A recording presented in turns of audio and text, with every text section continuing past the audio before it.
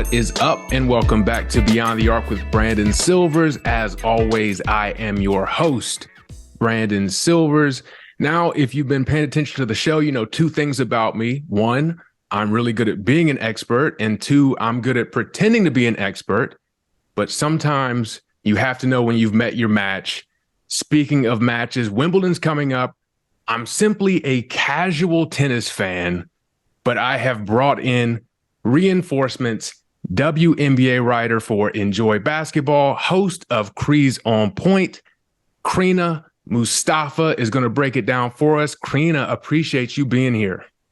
I love that intro. I love a good pun, and I really like that one. That was off the top of the dome, too. So I'm impressed with myself. It will be all downhill from here. So first things first, before we get into Wimbledon specifically, what is it about tennis that you love?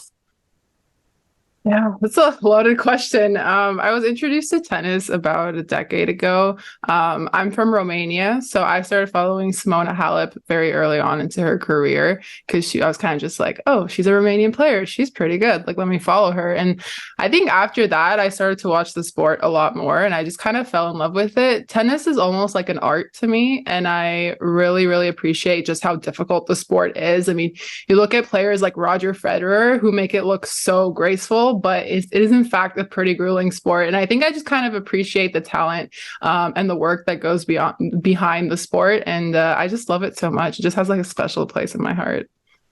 And I know you cover both basketball and tennis. Are there a lot of parallels that you see between the two sports?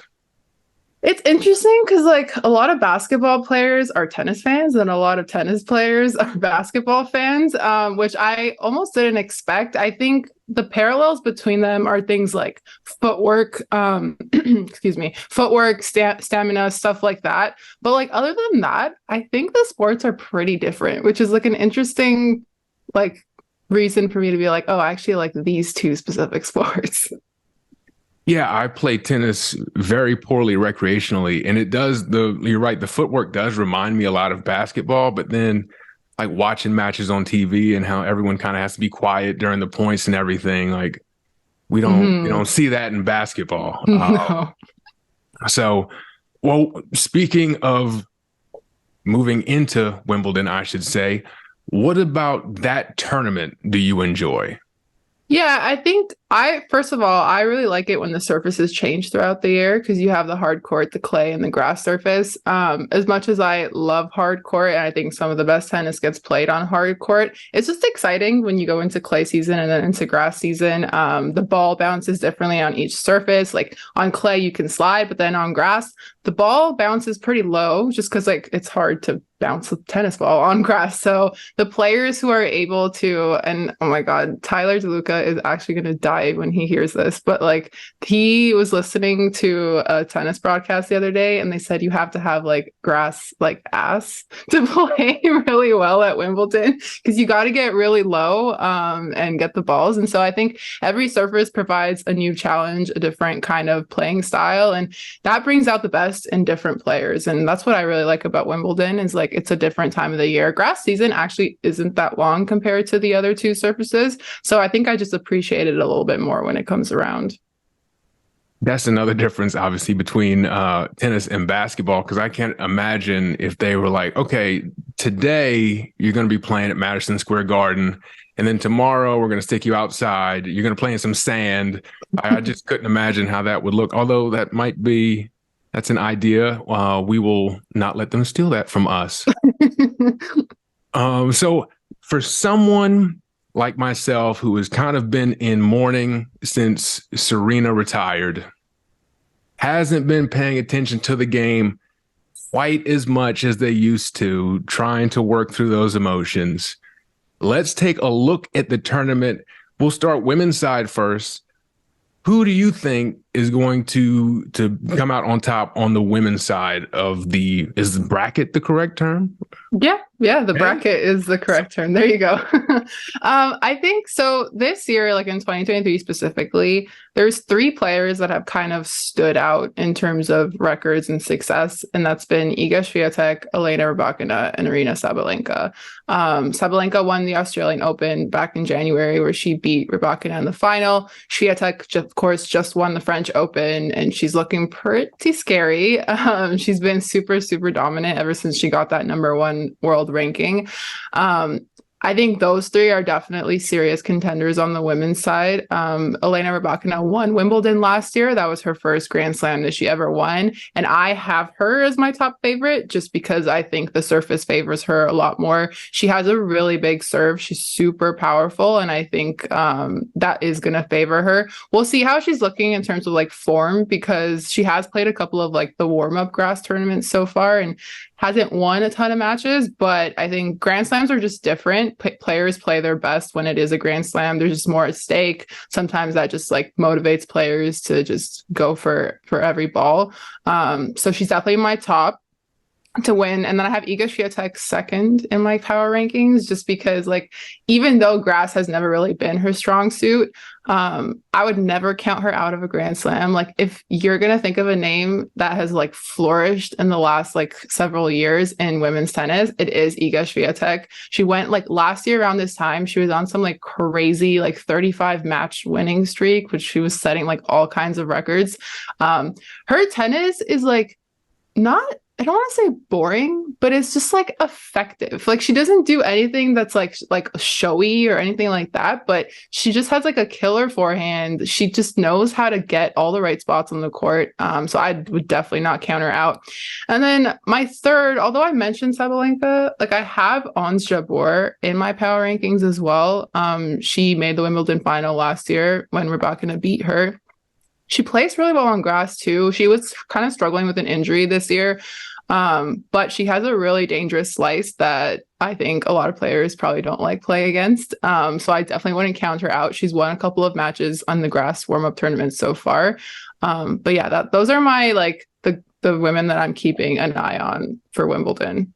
And I know we keep talking about the surface. How big of a difference is it between like the hard court, the clay, and the grass surfaces? How much does that really come into play? Because I know when we talk about clay, the first thing that comes to mind is Rafa Nadal. So I know that's his thing, but how much of a difference is that really making? It's a big difference. I mean, the hard courts are so much more faster, whereas the grass really slows things down, which does make it a little bit harder to play on. And so I think that if you can master the grass, then you're an extremely dangerous tennis player. Novak Djokovic is one of those guys that can pretty much play on any surface. And like on the men's side, if we want to talk about my power rankings there, I have him as my #1 to win the Wimbledon this year. He won it last year. He's defending champion.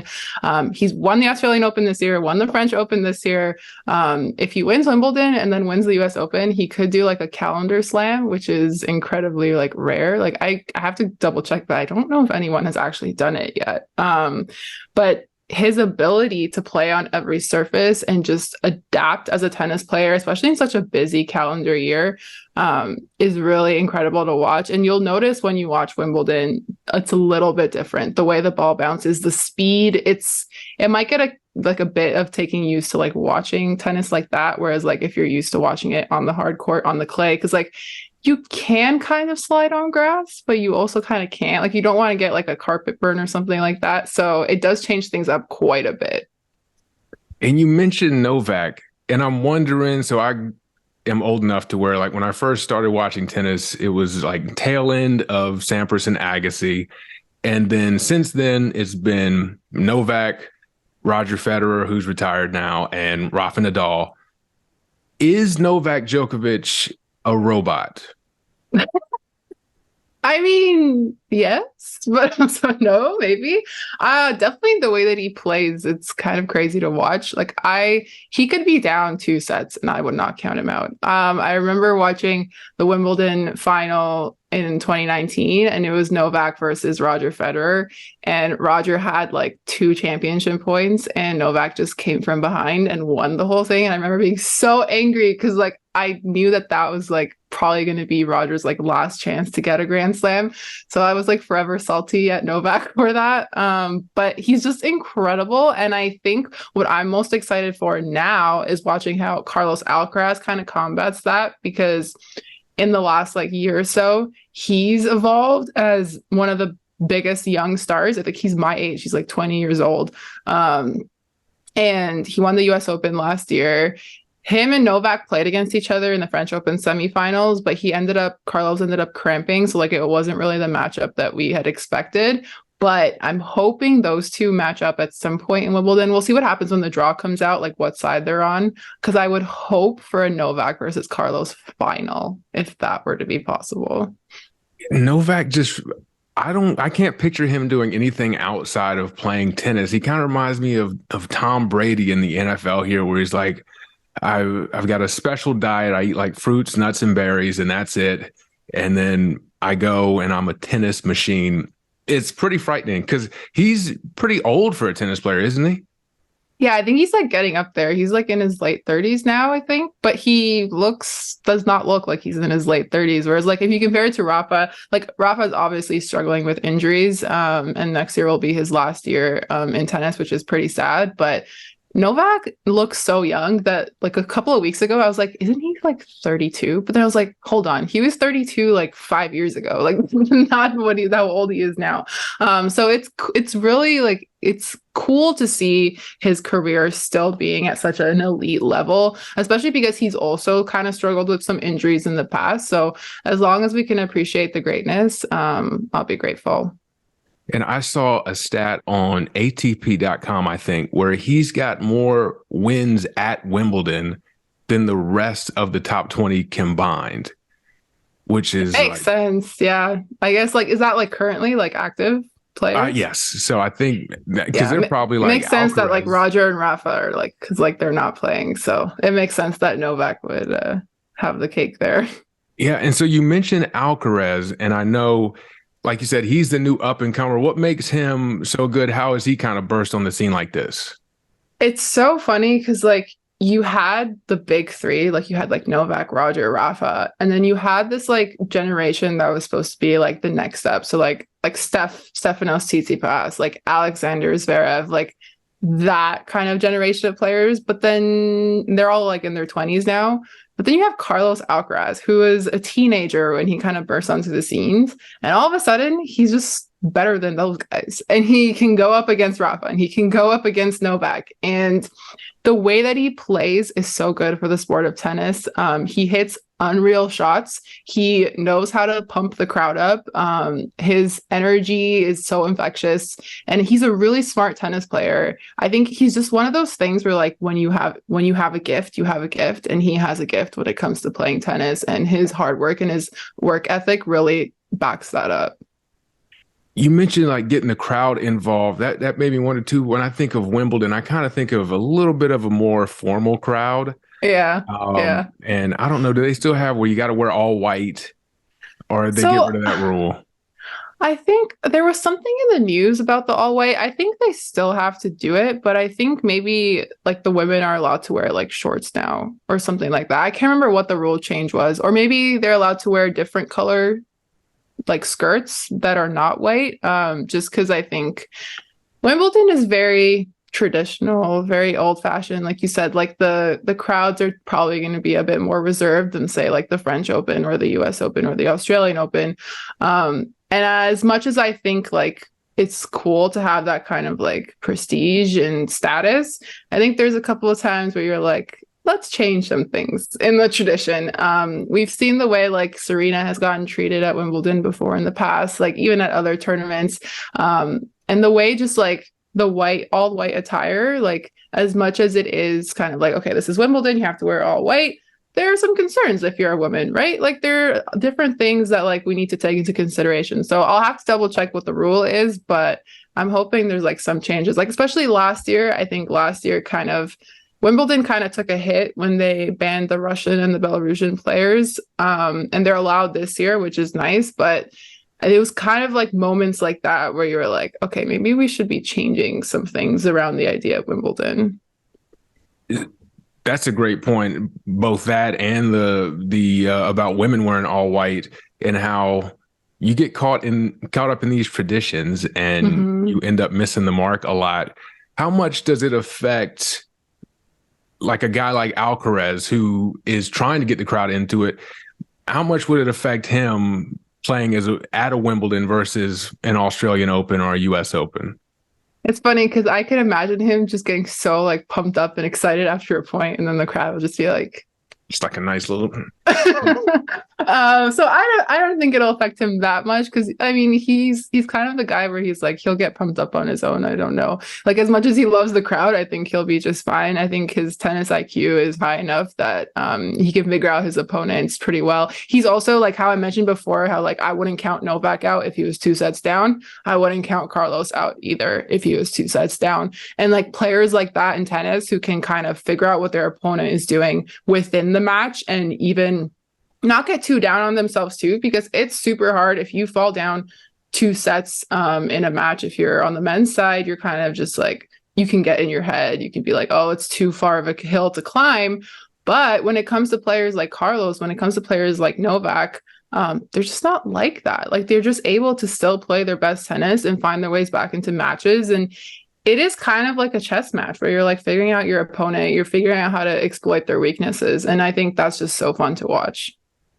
Who else do you have on the men's side who might be able to challenge these two? Yeah, it's so hard because it's like Novak, Carlos, and then like the field, it feels like. But I had Stefanos Tsitsipas up there. I think he's had a very underrated year. He made the Australian Open final where he lost to Novak Djokovic. He's gone pretty like deep in a lot of tournaments this year, and he's lost to good players. And although he hasn't won a tournament yet, I think he's just has that consistency where like maybe he could get over the hump. It's just going to be super tough if he runs into Carlos Alcaraz or if he runs into Novak Djokovic, which is like where I'm like, okay, so maybe he could do like a semifinals run or a quarterfinals run at Wimbledon. He probably could do it. I think Andy Murray got a wild card, which is super nice. I'm excited to see what he does because he's like the big four, like outside of that, like Roger, Rafa, and Novak, which I feel like not a lot of people really talk about him sometimes. He's done pretty well. He just won like a small grass tournament leading up to it. So like I'm always rooting for Andy Murray. I hope he does something at the Grand Slams. He always kind of pulls out his best tennis. And it's nice to see him like somewhat healthy because like I really thought he was going to retire after the whole thing with his hip and like having to do surgery. Like he is playing on a metal hip and he's doing great, which is really, really remarkable to see. And then I think my other player who I also keep an eye on, but this is also depending on health, would be Nick Kyrgios.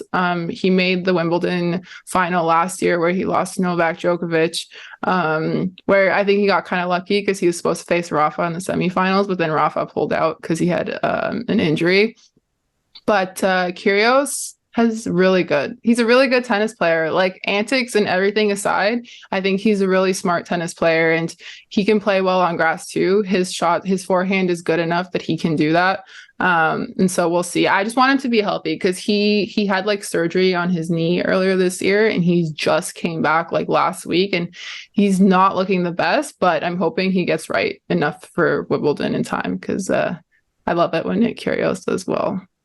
Yeah, you mentioned he is one of those guys who certainly on the court antics, he's not a shy guy. And you mentioned Tsitsipas, is that how you pronounce his name? Tsitsipas, yeah. Yes. So he's Greek. that one always gives me trouble. You mentioned him being kind of in that in-between generation where he kind of missed out. Is there like a rings culture like you have in basketball, in tennis, where it's like these guys, they didn't win like they were supposed to, so we're just going to forget them to history? I think there kind of is, especially like when you look at like the Grand Slam race between like Novak and the big three, where like now he's pulled ahead and he has 23. And that was a big thing for a while. And then you get these kind of things where you're like, all these players that have potential, but they haven't won a Grand Slam yet. Like that Grand Slam is really important in tennis. People put a lot of meaning behind it. And if you're like kind of that player that's super consistent, like Tsitsipas has been, like he's made Grand Slam finals before, just hasn't been able to win any of them yet. I think a little bit of a label gets put on you where you're like, oh, is he actually that good enough? Can he actually go all the way? So it's tough. It's tough to balance that as a tennis player. And then it's also tough when like you're evaluating players as well, because you can recognize their talent, you can recognize their potential, but it's kind of hard. Like Maria Sakkari is kind of one of those players too, where she has the potential to be really, really good, but she just can't seem to get over the hump of like getting past the semifinals of a tournament and things like that. So it's tough. It is tough when evaluating their like careers. That's why I'm like hoping that one of them, like even Casper Ruud is in that conversation as well too. He just made the French Open final, lost to Djokovic. I just want one of these guys to get a Grand Slam so that we can stop talking about just like, oh, you know, like they're not there yet, or like they're not good enough, or they're not as good as like previous generations and things like that. And speaking of not being as good as previous generations, how are the Americans looking on the men's side in particular? I know I mentioned I was at the tail end of the Sampras Agassi era, and then it's just been a bunch of prospects and then a bunch of disappointment for the most part. So are things looking up? Oh my God, that's so mean the way you said that. You're like, speaking of players who are not as good. No, there have been some great moments. Andy Roddick, you know, we've had, but I mean, that's funny. Okay, high standards. Clearly, yes, I'm a fake know. tennis expert. Yeah. No, that's so funny. I'll tell you, I understand your perspective because, like, as a Canadian as well, I look at kind of the Canadian players kind of the same way. So we'll look at the Americans. You have Coco Gauff, who has been extremely successful as a young teenager. I think she's still 19. I don't think she's turned 20 yet, but she's made Grand Slam finals in both singles and doubles, and I think she's won a couple in doubles. And I think that kind of goes underrated a little bit because her success in doubles is so good, but sometimes people aren't always talking about it because they value singles in tennis more, which understandable because like in doubles, I guess you have a teammate, and I guess there's that kind of narrative. But she plays with her American partner, Jess Pegula, who they're both top 10 players in singles and in doubles, which I think is incredible. I think that's amazing for American tennis, something that we should definitely putting more of a highlight on. And then I guess on the men's side, you have Frances Tiafoe, who if tennis had, I think tennis does have it. Tennis has like a most improved player. I think he should be able to get that. I just think seeing his progression over the last couple of years, he is such an intriguing player. He's a lefty, and I don't know if you ever watched his forehand, but it's very, very interesting. So like definitely when you guys are watching Wimbledon this year, just watch Frances Tiafoe's forehand. He's a fun player to watch. He just entered the top 10 on the ATP tour, which I think is very, very good. He also, I know I said potential a lot on this podcast, but he has the potential to be in that like younger generation of guys who could get a Grand Slam one day. He's been working to it. He's made it deep in tournaments before. He's shown flashes. Now I'm just starting to look for the consistency from him. And I think him winning a grass warm-up tournament before Wimbledon was a great thing to do for him. Yeah, he really burst on the scene for me. Was it last year's U.S. Open when I was paying attention? Made the semis, yeah. Yep, when Serena was retiring, and I was like, man, I keep hearing this name Tiafoe, and I was like, I was living and dying by him for a minute there, and so that was. But he had a great performance, like you said, and going back to mentioning doubles because like I hadn't even really considered doubles. Mm-hmm. What is the difference between the doubles game and the singles game? I know you touched on some of the people don't get as hyped up about the singles, but what's some of the differences between those two games? And they've got mixed doubles as well. Yeah. So doubles is just you have one partner with you of the same gender and you play against two other players. And then mixed doubles, it's like a woman and a man play against another woman and a man. For doubles tournaments, I think they play like one less round, if I'm not mistaken, than the singles do.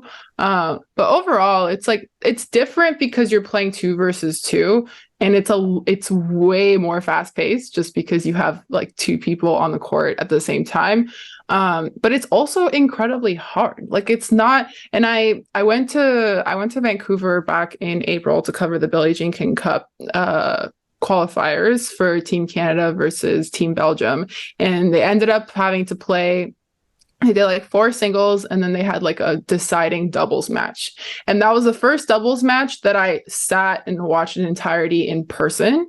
And it just like I was like astonished. Like it was so crazy just how difficult the shots that they were making, how fast it was, how fast you have to make decisions when you are playing in doubles, because you literally have like half a second to just think about what you're going to do.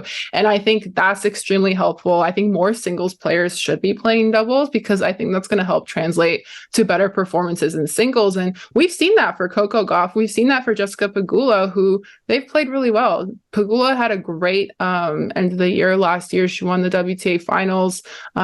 She won in Guadalajara. Like both of them have shown that doubles has helped them in singles. And I think doubles just doesn't get the same media coverage as singles does, which is hard because like singles tennis already doesn't get enough media coverage. So it's just kind of this like chain of like, we need more coverage for everybody. Yeah, because I'm showing my bias again, but didn't the Williams sisters, they always played doubles at like... Yeah, they played definitely more like earlier in their careers. I think they just like played less as like they got older, which because like made sense. Like they were super successful in singles. So you don't want to always be playing singles and doubles at a tournament, especially if you're going far in singles, because like then you're playing every day instead of every other day. And it gets tiring. But yeah, like they played together. I always love, I think that kind of sorry, speaks no, to go what ahead. you're talking about, like with the development too, like playing early in the career and then they did all right. And a lot of players do that. Yeah. Like a lot of players, they'll play doubles early in their career. And then once they get older, won't play it as much. And I think like it's super helpful for them. And a lot of veteran players have said that too, where their advice for the players that are just coming onto the tour is play doubles so that you can continue to develop your skills. And I mentioned Venus. I was reading some stuff about like Serena going to a couple of her more recent tournaments and everything, and some speculation. What do you think? Do you think this is going to be her last Wimbledon? How is she even playing, first of all? I mean, I have trouble getting out of bed, and she's out here playing tournaments. So what are you thinking on that? I was really happy to see her get a wild card into Wimbledon. I watched one of her grass matches of the warm-up tournaments leading up to it like a week and a half ago. She looks good. Like, and I know like she's still like, she's older now, obviously. There's always going to be speculation about like around any of the Williams sisters. There was speculation around Serena for so long, and the speculation around Venus has also been around. I think like, I don't know. I think it might be her last Wimbledon, but I also don't want to count anybody out, because I feel like I'm going to come out here and be like, yeah, like this is probably your last Wimbledon. Next year she's going to be like, nope, I'm back. So we'll see. But I think my mindset when it comes to seeing like the more vet players like this is just appreciating every match that we get. And I think of it as like a bonus, like especially when you think of like Venus Williams, Andy Murray, like those players, like I always am going to think of it as a bonus, because I know that there's less time of their careers left. And speaking of both of them, honestly, I know they kind of played in the shadow, Venus of Serena and Andy of the big three. Put into perspective, like how great they actually were and are. Oh, man. I mean, yeah, Venus has a bunch of Grand Slam titles. Andy Murray also has Grand Slam titles. I think just their talent, and I don't want to sound, I'm literally so young, and I don't want to sound like I'm like a boomer, but I don't think you get that kind of talent very often in tennis. And so I think they're just super special. And I remember watching Andy Murray like earlier in his career and just like seeing how he could like go up against Novak Djokovic. And I think that was kind of my like, whoa, like this guy's so good. And another guy that actually just popped into my head, I have nothing but tennis names in my head, but like Stan Wawrinka too is one of those guys where he's also in his late 30s, and he won a Grand Slam in his career against Novak at the French Open. And he's also one of those guys. I love Stan. I have like a group chat on Twitter with some of my friends, and like Stan Wawrinka is like the name of our group chat. It's like that's how much I love him. But he like they have skill sets that make tennis look extremely graceful, where there's like the forehand, the one-handed backhand that Stan Wawrinka has. It's just kind of a special skill set that can't always be taught. It's just something that they have in them, and it's a style that is specific to each of them. And I just really appreciate that and appreciate their careers a lot. Yeah, speaking to sound like a boomer, I'm old enough to remember when Venus was the standard, and then obviously like Serena came behind and Serena. But I remember when Venus was like the elite of the, like, Serena was chasing her. Yeah. Which kind of tells you how good Venus was just in that alone.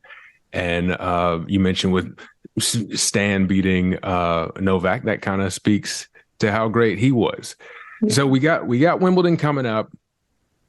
Someone like myself, or maybe someone who hasn't ever watched tennis, what would you tell them to look for that's going to get them into tennis?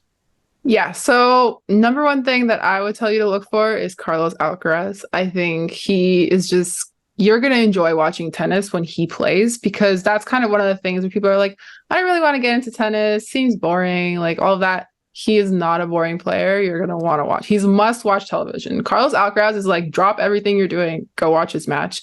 I think overall, like what my advice would be is like, even choosing players that are like from your country, since like tennis is kind of really big on that. Every player is representing their country. Just choose a player that is from where you are from and just follow them. Just try to see what they do. I think if you're American, like Coco Gauff, Frances Tiafoe, Jessica Pegula, like all of these are names that you should be following. I think they're incredibly exciting. On the Canadian side, you have like Denis Shapovalov, Felix Auger-Aliassime, Bianca Andreescu, Leylah Fernandez, like all of these like young players who are just trying to get better with every match. I think if you just choose like one person to just kind of follow and root for, I think that'll be the way to go. And that's how you can get really attached to the sport. That's how I got attached to the sport. So yeah, that's my advice. That's great advice. And you talked about Canadian tennis. I'm obviously very American biased. What's the tennis scene like there?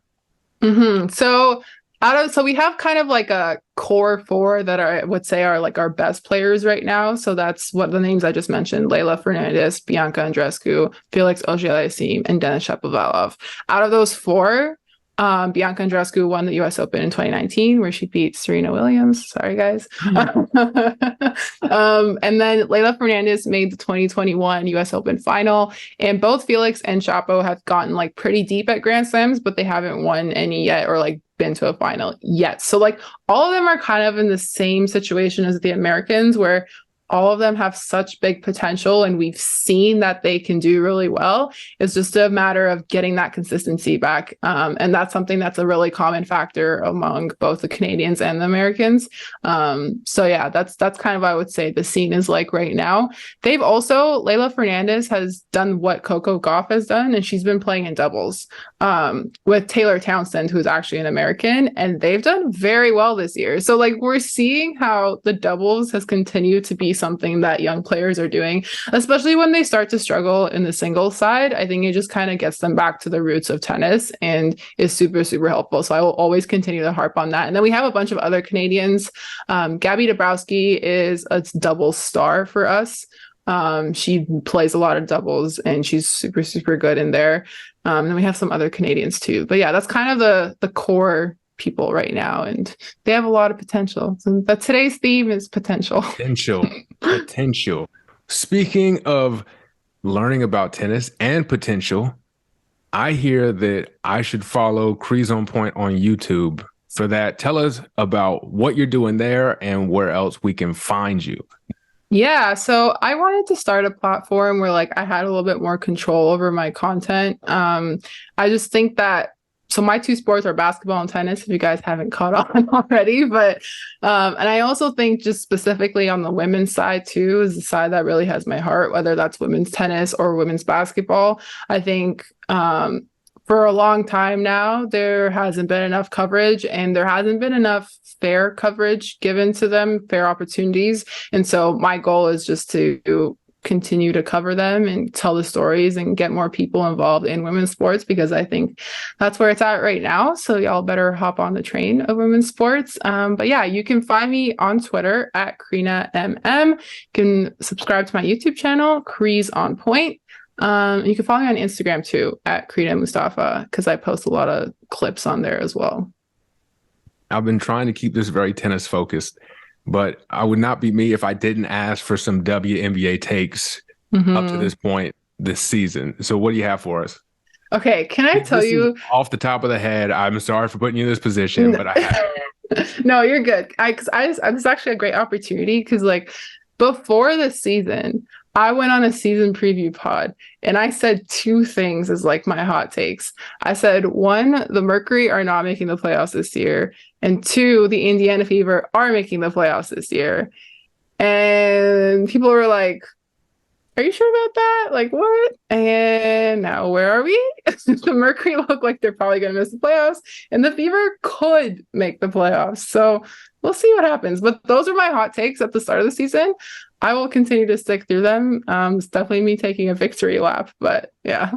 No, hold on to that. I do that all the time. Now, my strategy is I make a bunch of predictions, and then I only remind people of the ones that are correct. So you have to add that. Just do that. It's completely like just rapid fire. You got that Enrique. You got that Enrique shot. Exactly. That's exactly. I'm a volume shooter. But no, the Fever, man. Aaliyah Boston. All-star starter as she should be. I'm from South Carolina, so love it. Bias there as well, but she is. Don't worry, incredible. I have no bias, and I'm saying she deserves. So yeah. Exactly. So it's not just me. I mean, I want her to get more shots, but that's the story for another day. But man, you're right. Completely deserves it to be an all-star starter, and I don't know. I expected her to be great. But to put it together this quickly. She's thriving. Yeah, she's flourishing. She's really flourishing. It's been incredible to watch her in the W. Going toe-to-toe with A'ja Wilson. And like, A'ja was having a tough time against her. I was like, yeah, let's go. That's an MVP and a Defensive Player of the Year that is like, oh, Aaliyah putting in work. Yeah. So, well, spoiler alert too, Crina will be coming on Above the Fold, so we're going to ask her more questions about her journey in the sports media landscape, so be on the lookout for that. But yeah, go check out her stuff, please. That's going to be in the show notes. This has been another episode of Beyond the Arc with Brandon Silvers, and I will catch y'all again on Monday.